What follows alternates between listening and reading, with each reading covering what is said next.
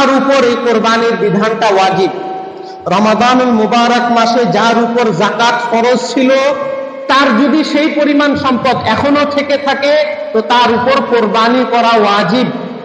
সহজভাবে বুঝেন, রমজান মাসে আপনার উপর যাকাত ফরজ ছিল, সেই পরিমাণ সম্পদ আপনার কাছে এখনো আছে, তা আপনার উপর কোরবানি করা ওয়াজিব। যদি কোরবানি না করেন, আল্লাহ রাসূল সাল্লাল্লাহু আলাইহি ওয়াসাল্লাম বলেন, মান ওয়াজাদা সাআতান লিআন ইউদাহহিয়া ওয়া লাম ইউদাহহি, যেই ব্যক্তির সাধ্যের ভিতর ছিল কোরবানি করা, ওয়াজিব ছিল যার উপর, সে কোরবানি করে নাই, ফালা ইয়াহদুরান্না মুসাল্লানা, সে যেন কষ্ট করে মসজিদে এসে নামাজ না পড়ে।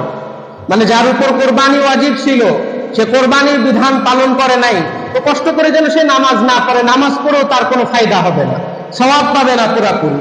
এ কারণেই আমাদের যাদের উপর যাকাত ফরজ ছিল, তাদের উপর যদি সেই পরিমাণ সম্পদ এখনো থেকে থাকে, তো মনে রাখবেন আমাদের উপর কোরবানি ওয়াজিব আছে। এখন কোরবানি ওয়াজিব থাকার পর আল্লাহ তাআলা আমাদেরকে অনেক বড় গরু ক্রয় করতে বলেন নাই, হাটের সবচেয়ে বড় খাসি ছাগলটাকে কিনতে বলেন নাই।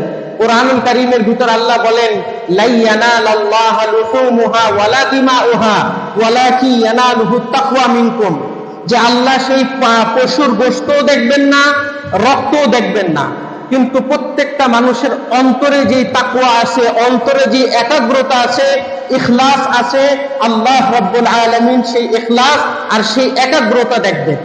অতএব আপনারা যারা কোরবানির পশু ক্রয় করবেন, পশু ক্রয় করার ক্ষেত্রে অবশ্যই সাধ্যের ভিতর থেকে ভালোটা ক্রয় করবেন।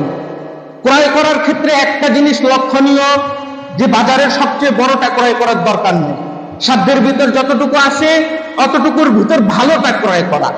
আর একটা জিনিস লক্ষণীয় হলো দায় সারা ভাব না দেখানো, যে বেশ কোরবানি ওয়াজিব হয়েছে, হালকা পাতলা একটা দিয়ে দিলাম আর কি, এরকম ভাব না দেখানো অনেক গুরুত্বপূর্ণ একটা বিধান।